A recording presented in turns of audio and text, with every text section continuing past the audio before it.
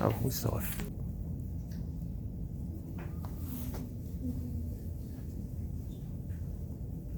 Any questions?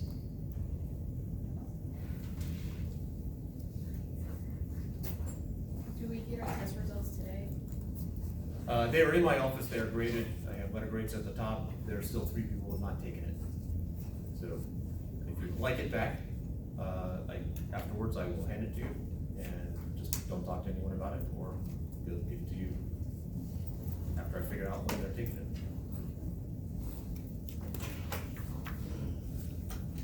And we have a lab this Friday, right? Yes.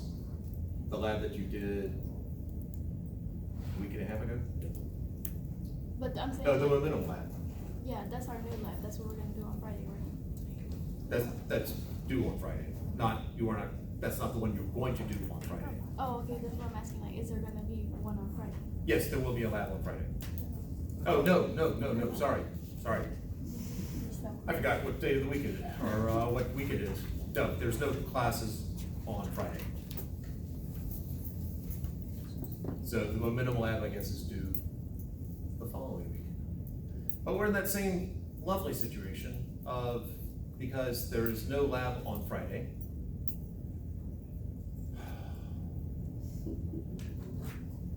put down the assignment. You need to do it yet again. So how do we do, so since for the momentum one, we didn't have the actual lab, so are you gonna give us like the stuff, or? I'm confused. I posted the lab, so and sent it out also. There's a video, should be, if you go to the Blackboard site for the lab piece, you should go under course content, and they'll find that lab. There should be a link to the video to basically observe what you would have done in the lab. And then we just fill this out? And then you answer yes. Okay. Because I was confused, because I was like, we never did this, because we didn't have lab, but, yeah. I had the pleasure of doing it for you. Okay, thank you. And then the one we did a long time ago, the Newton second law, you want us to turn that in this Thursday? If you haven't done, that's fine. It's due the next time we had actual lab, which would, if you haven't, I'll take it. Otherwise, if you get it to me a By week from next- this Friday, so which is the next time we actually sit down for lab, It won't be late. then it will not be late. Oh, okay, that's good, okay, because I was confused. Okay, but then the two master sets, the 6 and 7 are due on Thursday, That is right? due Thursday. Okay, Those are due Thursday. good. They're right up there.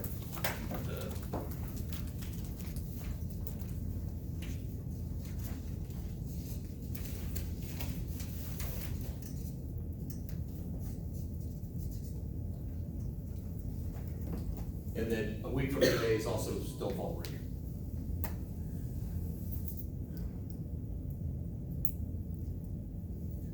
Other questions?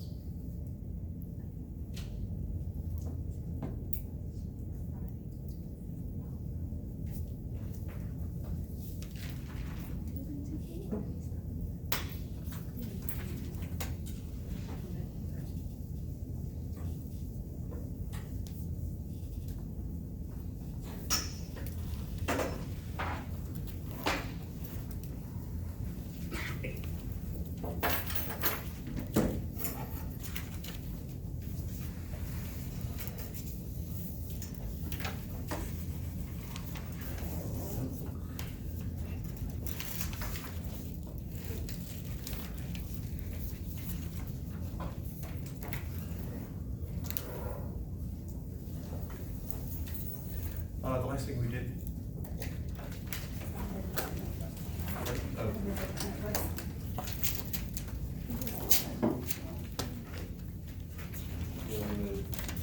Go into the tour.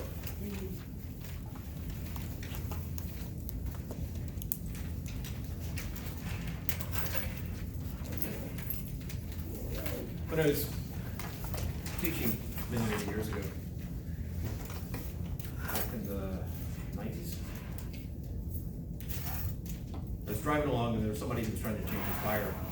And he had a device to get the lug nuts off of the tire. And it basically was, you had something that fit over the bolt or the nut.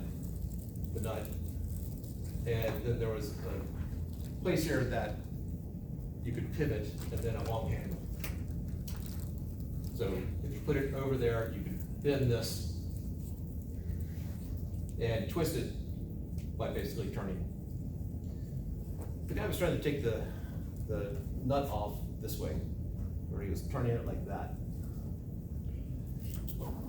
Now, coincidentally, I was also teaching about torque at that time. Students thought I made the story up, but it actually happened at that moment. I said, I think you're supposed to bend that. Because in essence, if you are turning it this way, you got two problems. Because torque requires, the larger the movement arm, the better, and the greater the force, the better. So if that's the axis of rotation, if you're turning it like this, your movement arm is whatever the width of the pipe is. Plus, the only force you can do is friction. So if I'm turning the bar like that, I've got friction involved here. So, which varies depending on how tightly I'm gripping that thing. And the skin on metal coefficient of friction, I'm willing to bet is less than 1. So you really are gonna lose a lot there. Whereas here, I can create a greater movement arm because that's still my axis of rotation. And I can also apply much greater force because I can push on this or even stand on it in some cases much more easily than turning that one.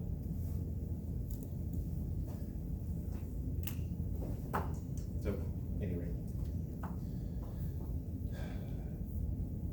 I need to grab my notebook. So, I'll be right back.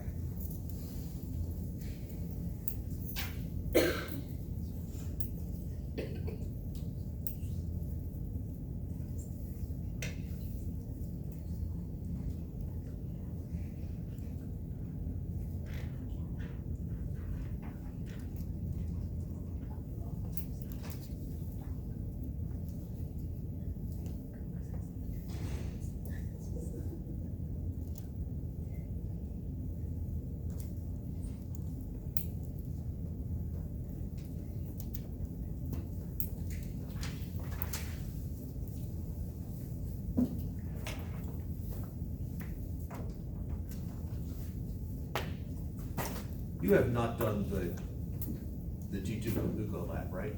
All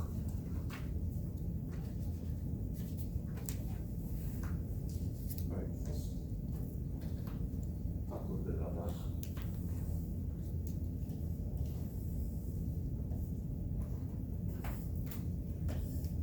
If I have something being held up. Have I done one of these before? Classes have been learning at the moment. Okay. All right, so this beam right here has a weight to it. You've measured the mass of meter sticks, and I can find the weight by multiplying times the acceleration due to gravity. I have two force scales holding it up. So I have a force scale here, force scale here.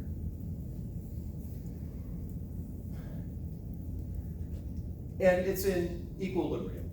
Now, let's make it static equilibrium, which means it's not moving.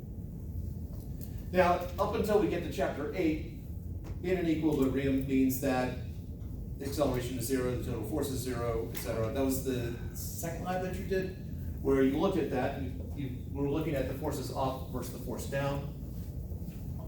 So, if this ends up being 1 Newton, and that's 0.5 newtons and 0.49 newtons. It's a little bit off, but this is sort of more realistic in terms of what you actually measure in the lab. My total force upwards is 0.99 newtons, the total force down is 1 newton, pretty darn close. Ideally, the sum up equals the sum down.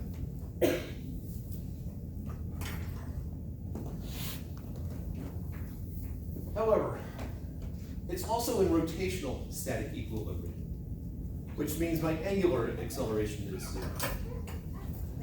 So I sort of want to look at that point of view. Now, if I've got the door and the door is swinging open or closed, there's very clearly an axis of rotation. The door has hinges, it's rotating about that point. But if I have something that's not moving at all, what is the axis of rotation? Open it up for your speculation.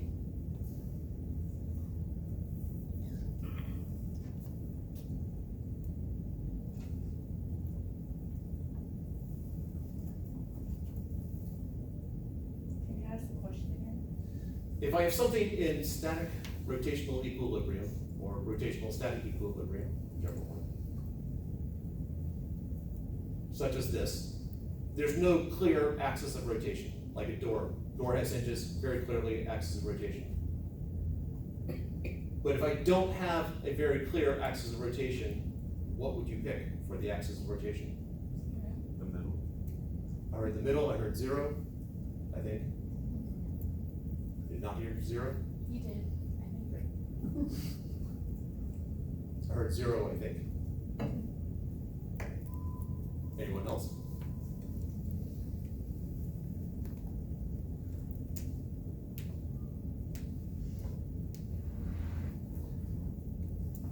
All right, here was a chance. You could have been right. Zero works. The middle works. You can pick anything. Doesn't even have to, you can pick a point over here, one. Doesn't have to be any place even on there. Now, there are certain places which are more convenient than others. But it doesn't have to be that. So, let's pick some numbers that actually work here. I'm first going to take the very simple example, and then we'll make it more complicated. I'm going to assume a nice ideal, everything works perfectly, so not necessarily a physics lab. Let's make this beam 1 meter. Let's make this 0.2 meters, make that 0.2 meters, and make this 0.5 meters. So it is perfectly balanced. The axis of the center of mass of the meter stick is smack dab in the middle. I got these two lines going up and that are exactly 20 centimeters from each end.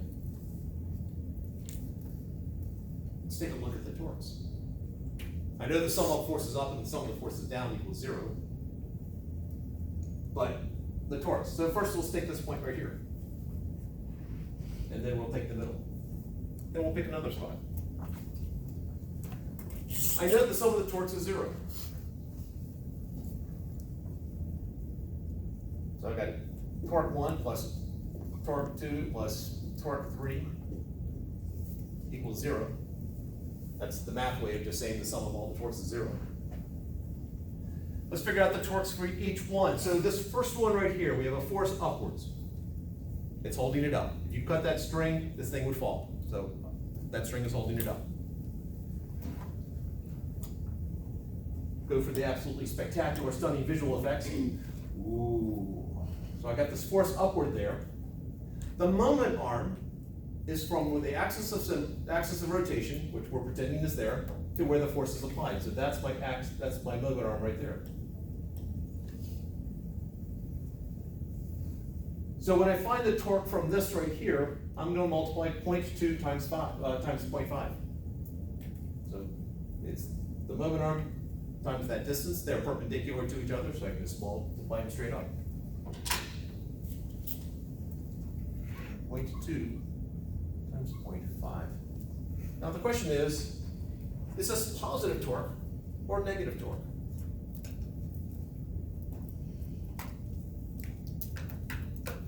Do we get to choose? If I say that way is positive. Okay. She is flipping first. So we're going to make it positive torque. So that means, is that positive torque out of the board or into the board?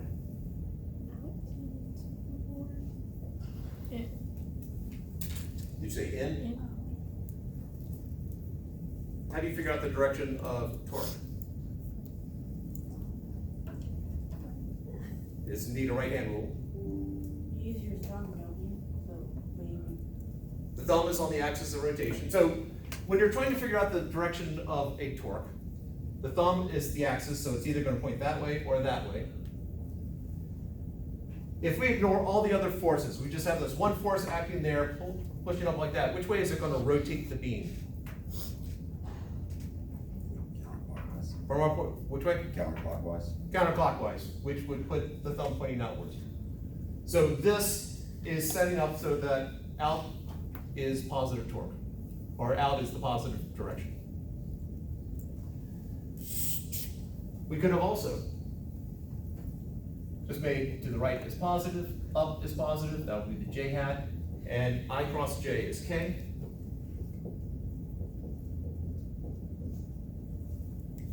So I put my hand in that direction, fingers curl towards the next one, thumb points out. And do a dramatic pause here for, did we do this already? I've gotten a couple heads shaking no on that one. Well, let's talk about a right-handed coordinate system. In a right-handed coordinate system, this is true. Whenever you're doing a dot cross product, you put your hand in the direction of the first vector, I hat, which is to the right. I want it so when fingers bend, they bend towards the second vector, the fastest way. So that's up. So I put my hand this way and up. If I had my hand that way, then that's not towards the second vector. My thumb points in the direction of the product. So I cross J points out, I cross J. So this puts, so if I set up I hat, J hat like that, K hat is out. And I use the dot to represent coming out, with the arrow coming right at you.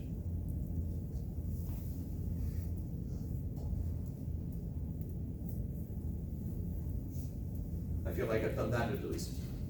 Okay, got a nod on that. I'm so sorry, what did you call it in a right hand? Right-hand coordinate system. As a side note, it is my most popular video. Has 11,000 views, which strikes me as bizarre.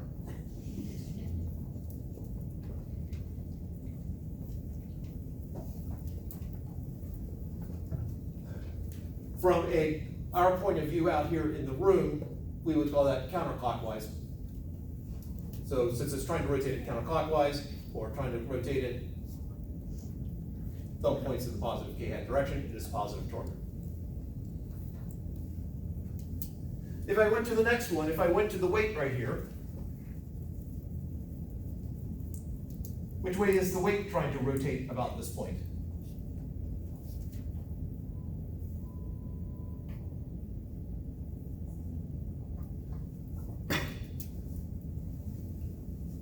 clockwise? Yeah, if I had a beam and a pivot point was out here where my hand is, the force here is going to try to rotate it like that. Is that positive or negative torque? Negative. Yeah, so rotate it like that. So negative torque. Minus 0.5, because that's the distance, times the weight, which I said was 1.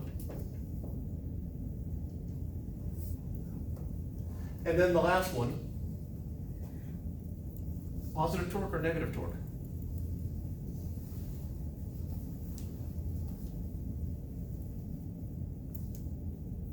Negative. I heard a negative. Gabby, were you? You did the right motion with the right hand.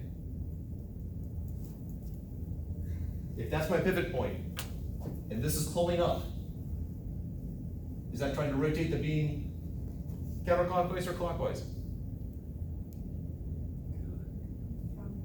Yeah, counterclockwise, mathematically outwards, but from our point of view, counterclockwise. It is positive torque. So that'd be 0.8 times 0.5.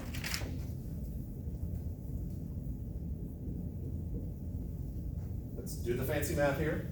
That's 0.1 minus 0.5 plus 0.4. And that indeed equals 0. The total torque is 0.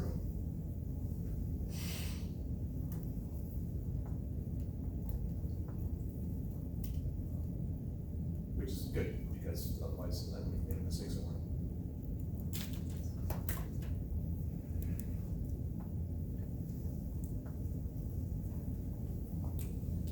Questions on this before we change our axis of rotation? Can you explain that hand thing again? The hand thing, all right.